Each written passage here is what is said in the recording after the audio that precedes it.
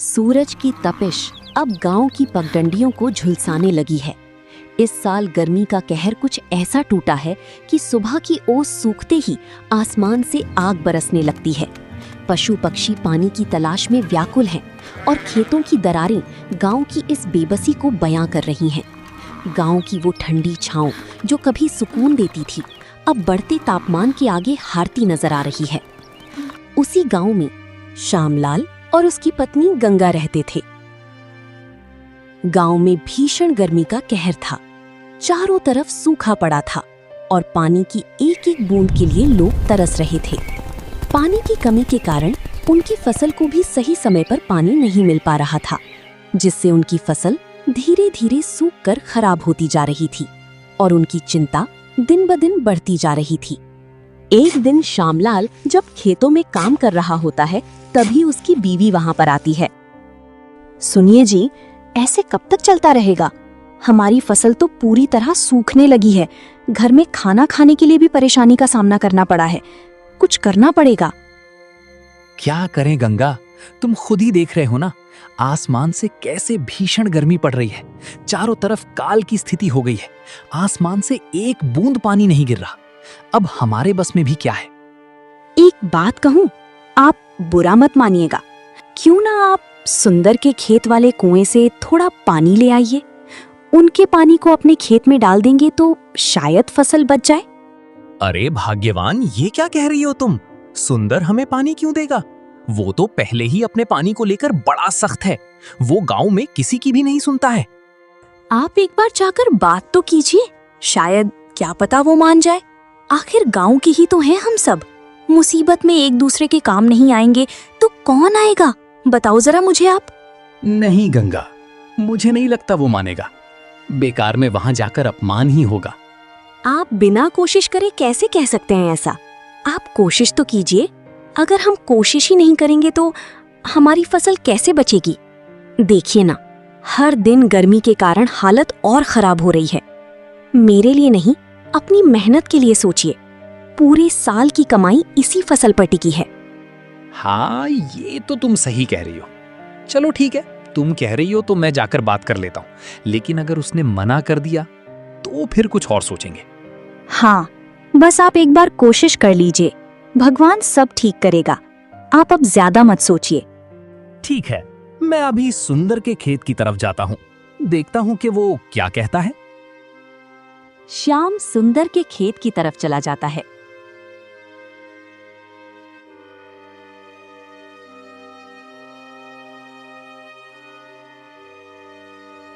भैया नमस्ते, मैं आपसे एक जरूरी बात करने आया हूँ। इस बार सूखे ने हालात बहुत खराब कर दिए हैं। मेरी फसल पूरी तरह सूखने की कगार पर है। अगर आप अपने कुएं से थोड़ा सा पानी दे देते तो शायद मेरी फसल बच जाती। मैं आपका एहसान कभी नहीं भूलूंगा। नमस्ते श्याम भाई, लेकिन मैं तुम्हारी कोई मदद नहीं कर सकता। तुम्हें पता है, मेरा पानी भी बहुत सीमित है। अगर मैं सबको देने लगूंगा तो मेरा खुद का खेत सूख जाएगा। भैया हाथ जोड़कर विनती है, थोड़ा सा पानी दे दीजिए, नहीं तो सब बर्बाद हो जाएगा। मैं बस थोड़ा सा ही पानी मांग रहा हूँ, जितने में मेरी फसल बच जाए। आप चाहें तो बाद में मैं आपका पूरा हिसाब चुका दूंगा। नहीं श्याम, मैंने एक बार कह दिया ना, मैं पानी नहीं दे सकता, चाहे तुम जितनी भी विनती कर लो। भैया दया कीजिए, मेरी साल भर की मेहनत बर्बाद हो जाएगी। मेरे घर का गुजारा भी इसी फसल पर टिका है। हर किसी को अपनी अपनी परेशानी खुद ही संभालनी पड़ती है। तुम भी कोई और उपाय सोचो। मुझसे पानी की उम्मीद मत रखो। सुंदर के पानी नहीं देने के कारण श्याम की बची हुई उम्मीद भी टूट जाती है और वो बहुत ही ज्यादा परेशान और उदास हो जाता है। श्याम उदास मन से लौटकर अपने खेत में आ जाता है। गंगा, मैं सुंदर के पास गया था। उससे बहुत विनती की, हाथ जोड़कर भी कहा, लेकिन उसने साफ मना कर दिया। कह रहा था कि उसका पानी भी सीमित है और वो किसी को नहीं दे सकता। मैंने उसे समझाने की बहुत कोशिश की, लेकिन वो नहीं माना। अब समझ नहीं आ रहा क्या करें। हमारी फसल तो अब पूरी तरह बर्बाद हो जाएगी। मुझे पहले से ही अंदाजा था कि वो आसानी से नहीं मानेगा, लेकिन अब हमें हार नहीं माननी चाहिए। सुनिए, क्यों ना हम अपना खुद का कुआं खुदवा लें? इससे हमें किसी के आगे हाथ नहीं फैलाना पड़ेगा। और हमेशा के लिए पानी की समस्या भी खत्म हो जाएगी। कुआं खुदवाना इतना आसान नहीं है गंगा, इसमें बहुत ज्यादा खर्च आता है। हमारे पास इतने पैसे कहाँ हैं?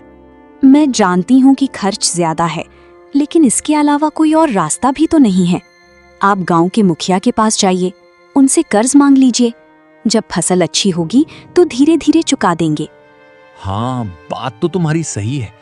अगर अभी कुछ नहीं किया तो सब खत्म हो जाएगा। ठीक है, मैं कल ही मुखिया जी से बात करता हूँ। हाँ, यही सही रहेगा। भगवान पर भरोसा रखिए, सब अच्छा होगा।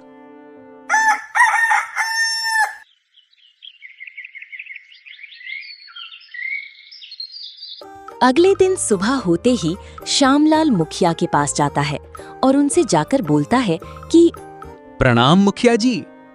अरे श्यामलाल, आओ आओ, कैसे आना हुआ? आज यहाँ किस काम से आए हो? जी, मैं आपसे एक जरूरी काम के लिए आया हूँ। दरअसल मुझे थोड़ी मदद की जरूरत है। कैसी मदद श्यामलाल? साफ साफ बताओ, क्या परेशानी है? मुखिया जी, इस बार सूखे की वजह से मेरी फसल पूरी तरह खराब होने की कगार पर है। बहुत कोशिश की, लेकिन कहीं से पानी का इंतजाम नहीं हो पाया। मैंने सुंदर से भी मदद मांगी, लेकिन उसने मना कर दिया।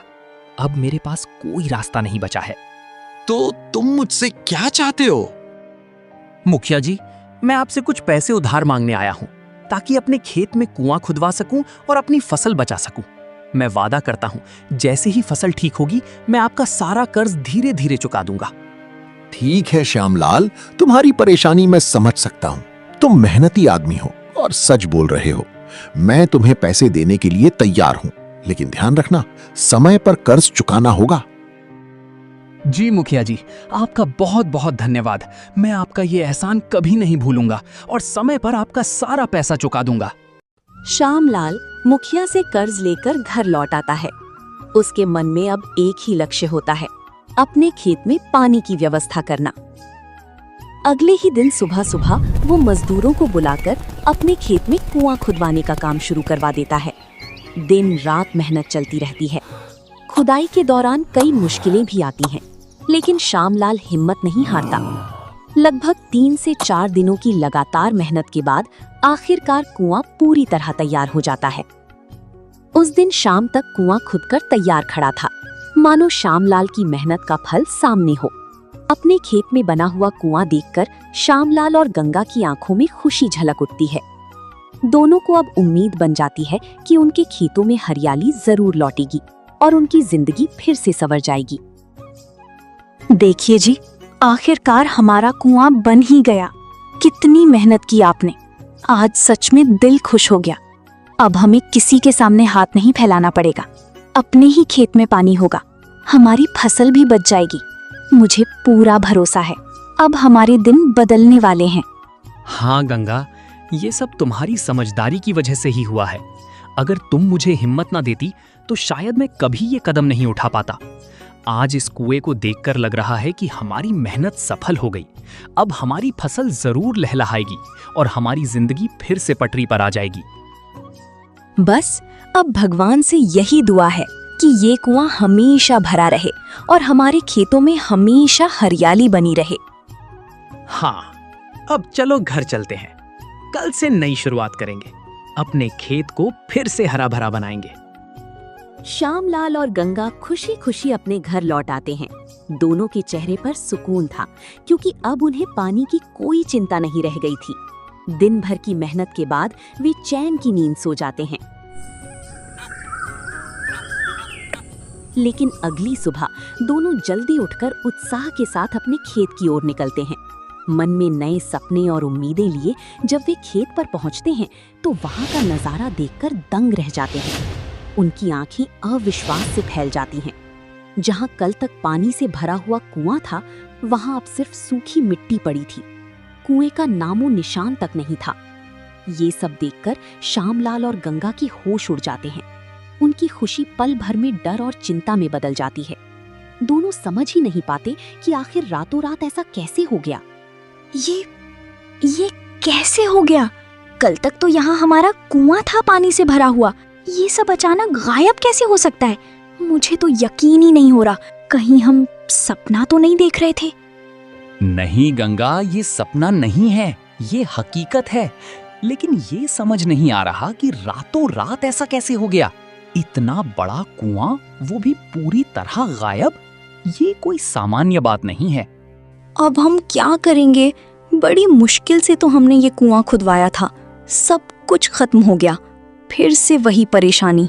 हे भगवान! हिम्मत रखो गंगा, घबराने से कुछ नहीं होगा। हमें पता लगाना होगा कि आखिर ये हुआ कैसे, रातों रात गायब हो गया। तभी हम इसका कोई हल निकाल पाएंगे। गंगा और श्याम दोनों हताश होकर खेत में ही जमीन पर बैठ जाते हैं। उनके चेहरे पर गहरी चिंता साफ दिखाई दे रही थी। कुछ देर तक दोनों बिना कुछ बोले चुपचाप बैठे रहते हैं, मानो समझ ही नहीं पा रहे हों कि आखिर ये सब हुआ कैसे। चारों तरफ सन्नाटा पसरा होता है और वे गहरी सोच में डूबे रहते हैं। तभी अचानक गंगा श्यामलाल की ओर देखते हुए धीमे और कांपते स्वर में कहती है, सुनिए, ये ऐसे ही नहीं हो सकता। कहीं हमारा कुआं चोरी तो नहीं हो गया? आप राजा के पास जाकर शिकायत कीजिए। कुआं चोरी? ये कैसी बात कर रही हो? लोग हमारा मजाक उड़ाएंगे। फिर भी आप एक बार जाकर बात कीजिए, शायद कोई हल मिल जाए। ठीक है, तुम कह रही हो तो मैं राजा के पास जाता हूँ। गंगा के बार बार जिद करने पर श्यामलाल अंततः महाराज की राजसभा में पहुंच जाता है और हाथ जोड़कर उनसे अपनी परेशानी बताते हुए मदद की गुहार लगाता है। महाराज प्रणाम, मैं आपके पास अपनी एक बड़ी परेशानी लेकर आया हूँ। मैंने अपने खेत में बड़ी मेहनत से कुआं खुदवाया था, लेकिन रातों रात मेरा कुआं गायब हो गया, जैसे किसी ने उसे चुरा लिया हो। मैं आपसे न्याय की गुहार लगाता हूँ महाराज, कृपया मेरी मदद कीजिए। क्या कहा तुमने? कुआं चोरी हो गया? ये कैसी अजीब बात कर रहे हो तुम? भला कोई कुआं भी चुरा सकता है? मुझे तुम्हारी बात पर विश्वास नहीं हो रहा। सेनापति, क्या ऐसा संभव है कि कोई कुआं चोरी हो जाए? महाराज, ये असंभव है। कोई भी व्यक्ति इतना बड़ा कुआं कैसे चुरा सकता है? मुझे लगता है ये व्यक्ति झूठ बोल रहा है।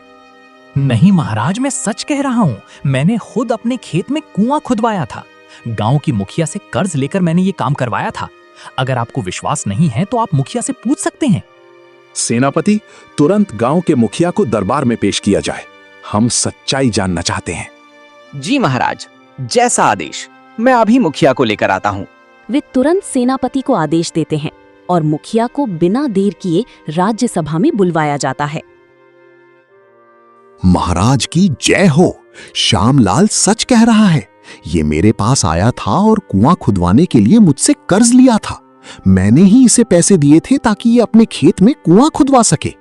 महाराज, मैं फिर से विनती करता हूँ, मैं झूठ नहीं बोल रहा हूँ। मैंने अपनी मेहनत और उधार लिए हुए पैसों से कुआं खुदवाया था, लेकिन रातों रात वो गायब हो गया। मैं आपसे न्याय की गुहार लगाता हूँ, कृपया मेरी मदद कीजिए। अब बात गंभीर लग रही है। सेनापति, तुम तुरंत श्यामलाल के खेत में जाओ और इस पूरे मामले की अच्छी तरह जांच करो। हमें सच्चाई का पता लगना चाहिए कि आखिर ये सब कैसे हुआ। जी महाराज, मैं अभी जाकर पूरी जांच करता हूँ और सच्चाई का पता लगाकर आपके सामने प्रस्तुत करूंगा।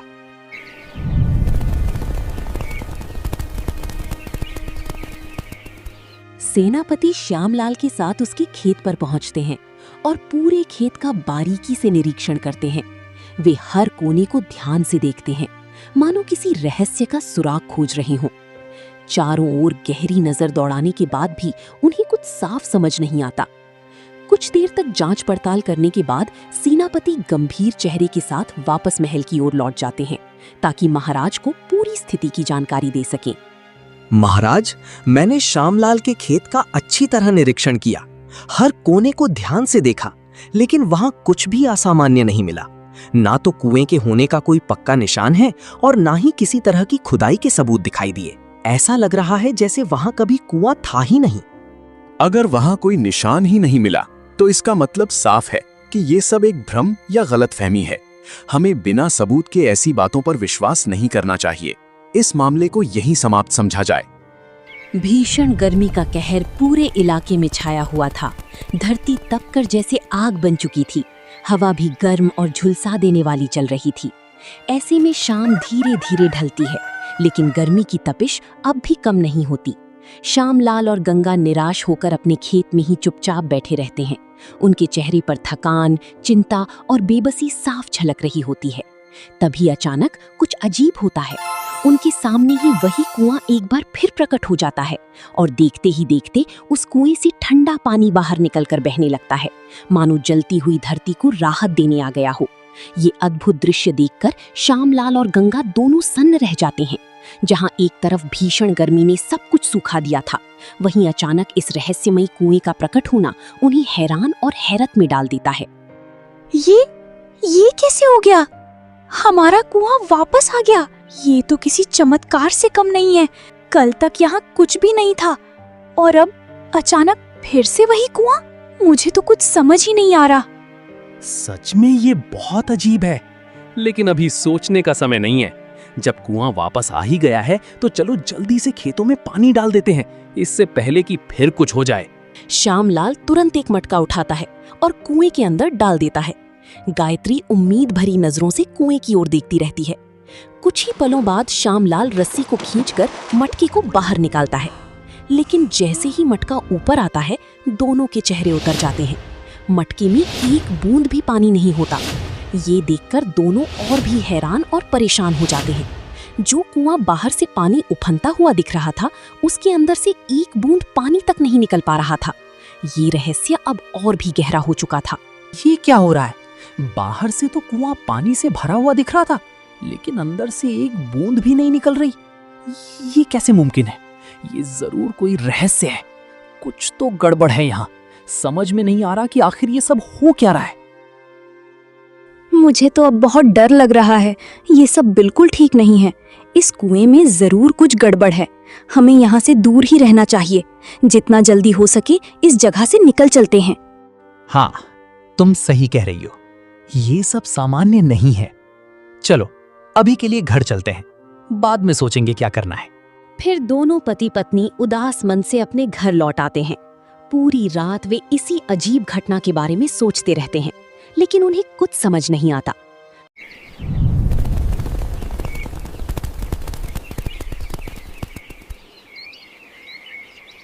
अगली सुबह वे जल्दी उठकर फिर अपने खेत की ओर जाते हैं, इस उम्मीद में कि शायद सब पहले जैसा हो गया हो। लेकिन खेत में पहुंचते ही उनका दिल बैठ जाता है।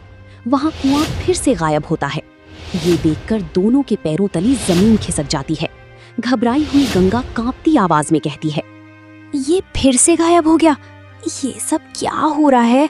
अब तो मुझे पक्का यकीन हो गया है कि ये कोई साधारण बात नहीं है। सुनिए, गांव के बाहर जो बूढ़ी औरत रहती है ना, वही हमारी मदद कर सकती है। उसके पास जरूर इसका जवाब होगा। आप चलिए मेरे साथ। मुझे नहीं लगता वहां जाना ठीक होगा। लोग कहते हैं वो औरत बहुत रहस्यमयी है। फिर भी हमें एक बार उसके पास जाना चाहिए। शायद वही हमारी मदद कर सके। ठीक है, अगर तुम्हें इतना यकीन है तो चलो उसी के पास चलते हैं। उनके गांव के बाहर एक छोटी सी कुटिया में एक बूढ़ी औरत रहा करती थी। लोग कहते थे कि उसे भूत, भविष्य और वर्तमान तीनों का पूरा ज्ञान था। उसके बारे में तरह तरह की कहानियां गांव में फैली हुई थीं, जिससे लोग उससे थोड़ा डरते भी थे और उसका सम्मान भी करते थे। गंगा की बार बार जिद करने पर आखिरकार श्यामलाल मान जाता है। दोनों गांव के किनारे स्थित उसी बूढ़ी औरत की कुटिया की ओर बढ़ते हैं, मन में डर और उम्मीद दोनों लिए हुए। अम्मा प्रणाम, मैं आपके पास अपनी एक बड़ी समस्या लेकर आया हूँ। हमारे खेत में हमने बड़ी मेहनत से कुआं खुदवाया था, लेकिन वो बार बार अचानक गायब हो जाता है और फिर अपने आप प्रकट हो जाता है। हमें समझ ही नहीं आ रहा कि ये सब क्या हो रहा है। कृपया हमारी मदद कीजिए अम्मा। हम बहुत परेशान हैं। हमें कुछ समझ नहीं आ रहा कि ये किस तरह की समस्या है। आप ही हमें कोई उपाय बताइए जिससे हमारी ये परेशानी दूर हो सके और हमें सच्चाई का पता चल सके। मैंने तुम्हारी सारी बातें ध्यान से सुन ली हैं और जो कुछ तुम्हारे साथ हो रहा है वो कोई साधारण बात नहीं है। ये तुम्हारे पिछले जन्मों के कर्मों का फल है जो तुम्हें इस जन्म में भुगतना पड़ रहा है। यही कारण है कि तुम्हारे साथ ये अजीब घटनाएं हो रही हैं। सुनो, मैं तुम्हें तुम्हारे पिछले जन्म की बात बताती हूँ। उस जन्म में तुम इसी गांव के एक बहुत अमीर सेठ थे। धन दौलत की कोई कमी नहीं थी, लेकिन तुम्हारे अंदर बहुत घमंड भी था। एक समय ऐसा आया जब पूरी गांव में भयानक अकाल पड़ा। नदियां, तालाब सब सूख गए। लोग एक एक बूंद पानी के लिए तरसने लगे। लेकिन तुम्हारे घर का कुआं हमेशा पानी से भरा रहता था, वो कभी नहीं सूखता था।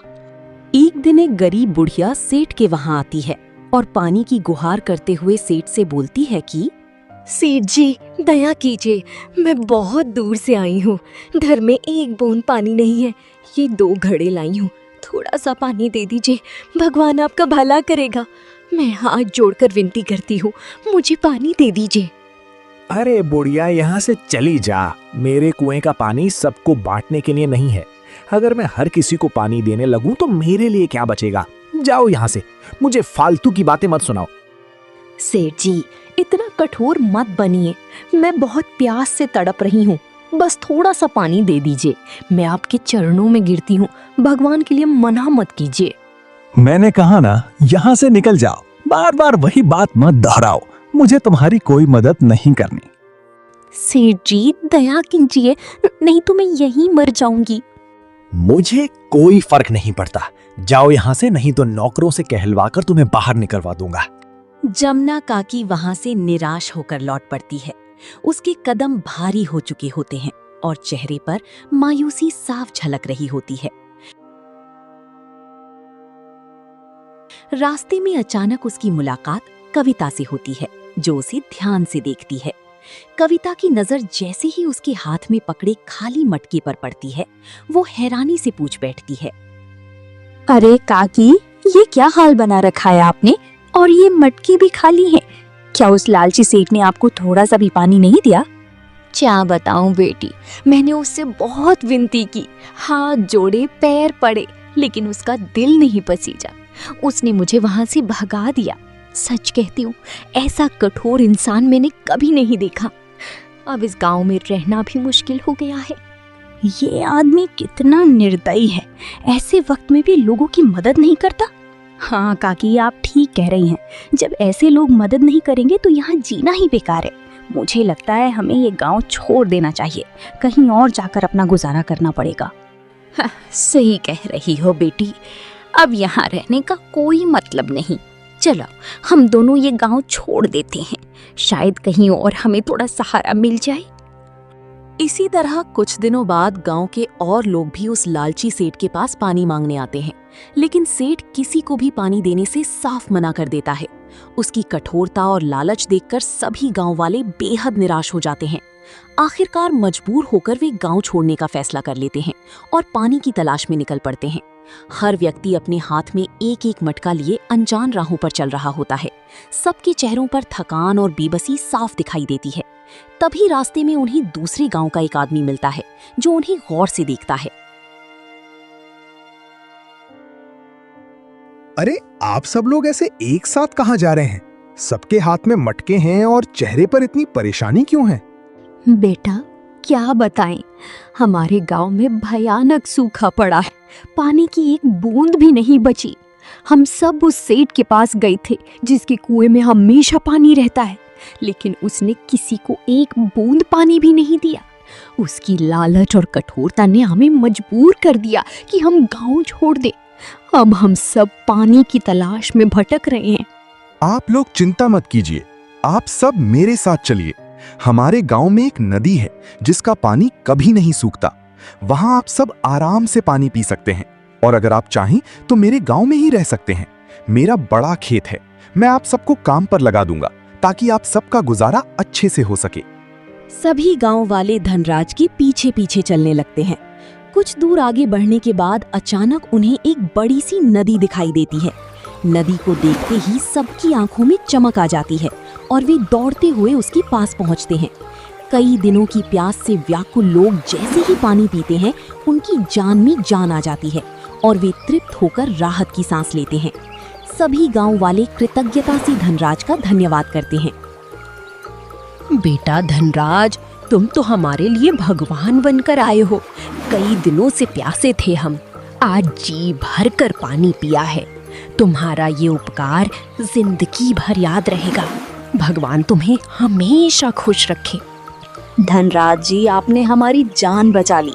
अगर आप हमें यहाँ नहीं लाते तो पता नहीं हमारा क्या होता। आपका ये एहसान हम कभी नहीं भूलेंगे।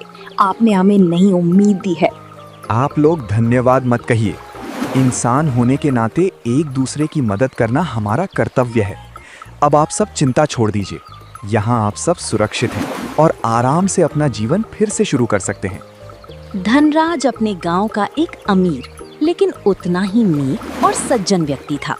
वो उन सभी गांव वालों को अपने साथ अपने गांव ले जाता है और हर किसी को उसकी योग्यता के अनुसार कोई ना कोई काम दे देता है ताकि वे सम्मान के साथ अपना गुजारा कर सकें और नई शुरुआत कर सकें। अब हमें अपनी गलती समझ में आ गई है। हमसे बहुत बड़ा पाप हुआ था, लेकिन अब हम क्या करें? इस मुसीबत से कैसे बाहर निकलें? कृपया हमें कोई रास्ता बताइए। अम्मा, हमसे जो भी गलती हुई है हम उसके लिए क्षमा चाहते हैं। अब हम वैसा कभी नहीं करेंगे। बस आप हमें कोई उपाय बताइए जिससे हमारी ये परेशानी दूर हो सके। तुम दोनों ध्यान से सुनो, ये सब यूं ही नहीं हो रहा। तुम्हें उन प्यासे गांव वालों का शाप लगा है जिनकी तुमने पिछले जन्म में मदद नहीं की थी। उसी शाप के कारण तुम्हारा कुआं और तुम्हारे सामने होकर भी तुम्हारी किसी काम का नहीं बन पाता।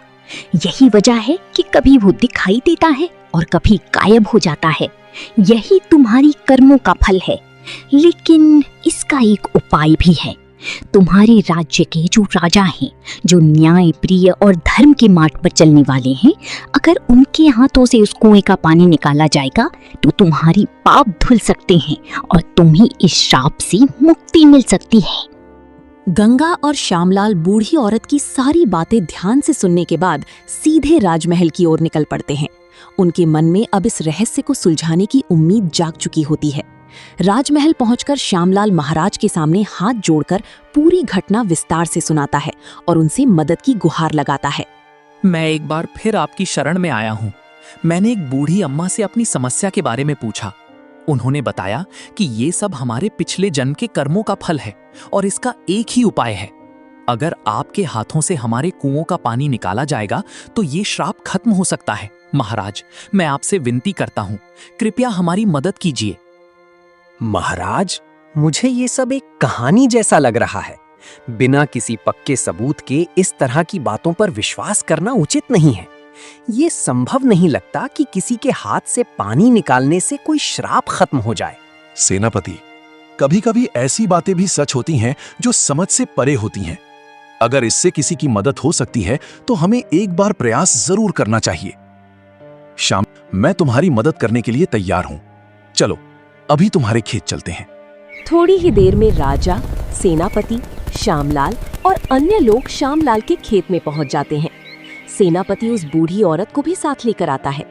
जैसे ही राजा खेत में कदम रखते हैं, सभी के सामने वो रहस्यमयी कुआं एक बार फिर प्रकट हो जाता है। ये दृश्य देखकर सब लोग आश्चर्य में पड़ जाते हैं। महाराज पानी भरने के लिए उस मटके को कुएं के अंदर डालते हैं और जब उसे बाहर निकालते हैं तो इस बार वो पानी से लबालब भरा हुआ होता है। ये देखकर वहां मौजूद सभी लोग हैरान रह जाते हैं। अम्मा देखिए, सच में चमत्कार हो गया। मेरा कुआं वापस आ गया और इस बार इसमें सच में पानी भी है। अब हमारी सारी परेशानी खत्म हो गई। ये कोई चमत्कार नहीं है बेटा, ये तुम्हारे पिछले जन्म के पाप धुलने का परिणाम है। जब इंसान अपने किए हुए कर्मों का फल भोग लेता है और अपनी गलती को समझकर सही रास्ते पर चलने का फैसला करता है, तभी उसे मुक्ति मिलती है। तुम्हारे साथ भी वही हुआ है। लेकिन एक बात हमेशा याद रखना, अब जब भी किसी को पानी की ज़रूरत हो, उसकी मदद ज़रूर करना। किसी ज़रूरतमंद को कभी खाली हाथ मत लौटाना और अपने मन में कभी घमंड मत आने देना। इंसान की सबसे बड़ी पहचान उसका अच्छा व्यवहार और दया होती है। अगर तुमने इसे याद रखा तो तुम्हारी जिंदगी हमेशा सुखी और शांत रहेगी। अम्मा की बातें सुनकर श्यामलाल और उसकी पत्नी बहुत ही ज्यादा खुश रहते हैं और अम्मा का बहुत ही ज्यादा धन्यवाद करते हैं। इस तरह कुएं का रहस्य का समाधान मिल जाता है और सभी लोग बहुत ज्यादा खुश हो जाते हैं। वीडियो पसंद आए तो लाइक कीजिए, सब्सक्राइब कीजिए और हमारे चैनल के साथ बने रहिए।